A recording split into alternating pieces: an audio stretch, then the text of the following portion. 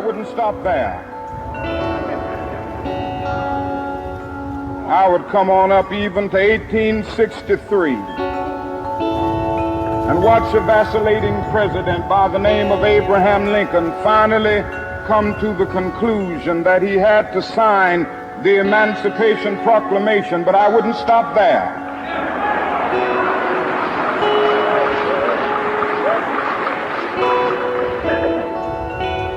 I would even come up to the early 30s and see a man grappling with the problems of the bankruptcy of his nation, and come with an eloquent cry that we have nothing to fear but fear itself. But I wouldn't stop there. Strangely enough, I would turn to the Almighty and say, if you allow me to live just a few years in the second half of the 20th century, I will be happy.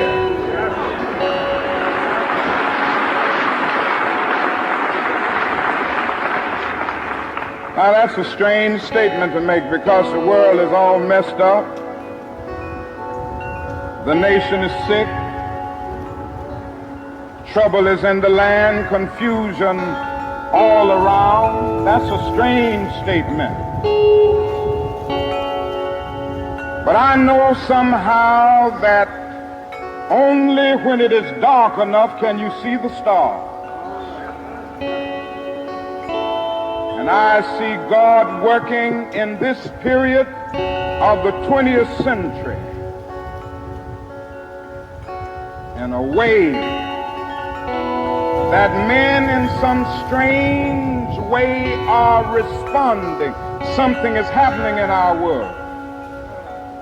The masses of people are rising up,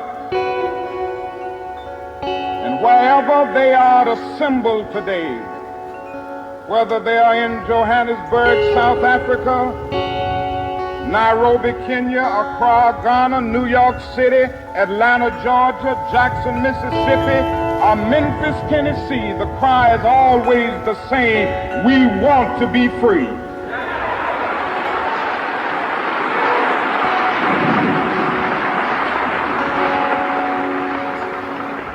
And another reason that I'm happy to live in this period is that we have been forced to a point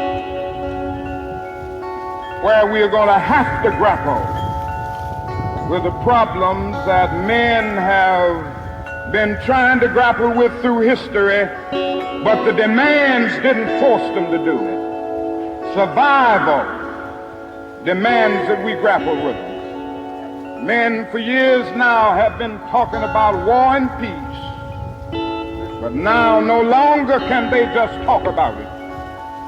It is no longer the choice between violence and non-violence in this world. It's non-violence or non-existence. That is where we are today.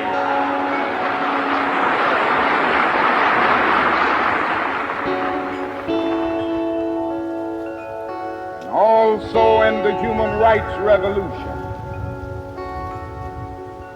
if something isn't done and done in a hurry,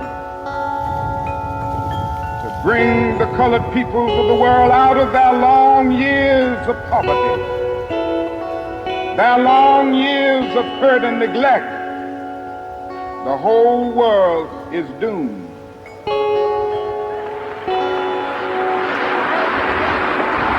Now I'm just happy that God has allowed me to live in this period to see what is unfolding.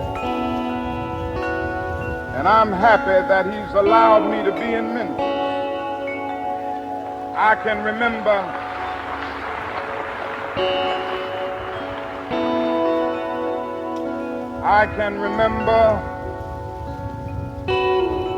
when Negroes were just going around, as Ralph has said, so often scratching where they didn't itch and laughing when they were not tickled.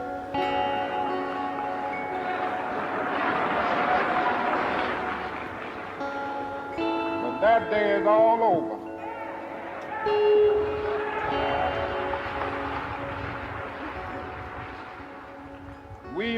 business now, and we are determined to gain our rightful place in God's world.